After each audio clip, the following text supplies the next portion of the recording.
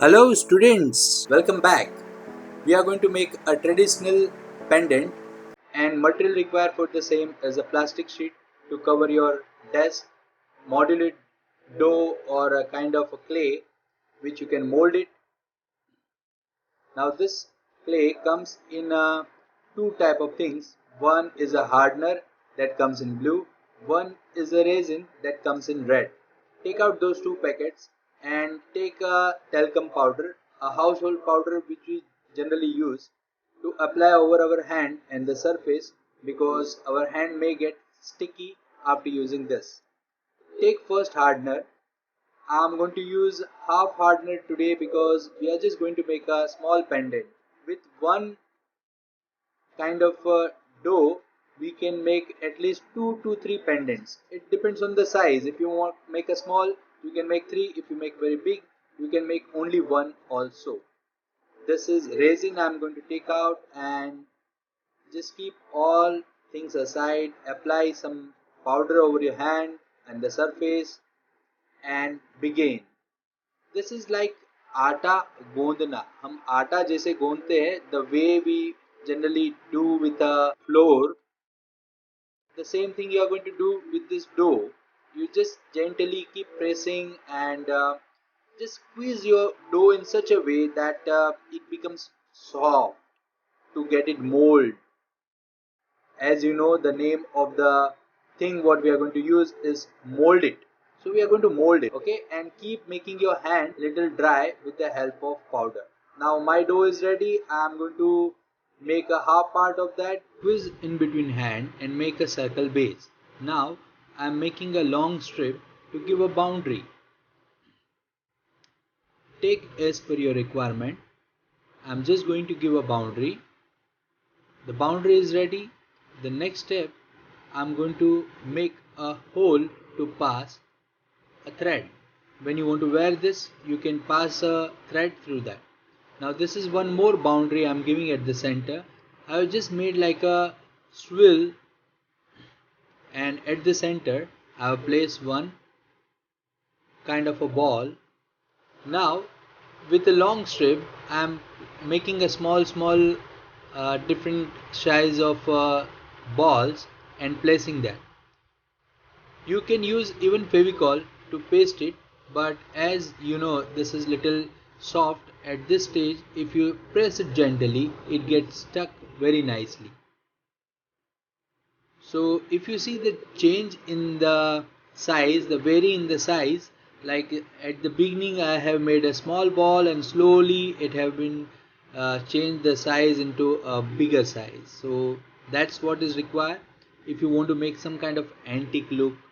This with the help of behind the brush I am just giving a pattern, this with the cap, and towards the end I am just placing some lines. Next again I am using a brush. So this way you can use many things, whatever is available with you, you can utilize that. At present I am using a pencil, making a kind of a flower.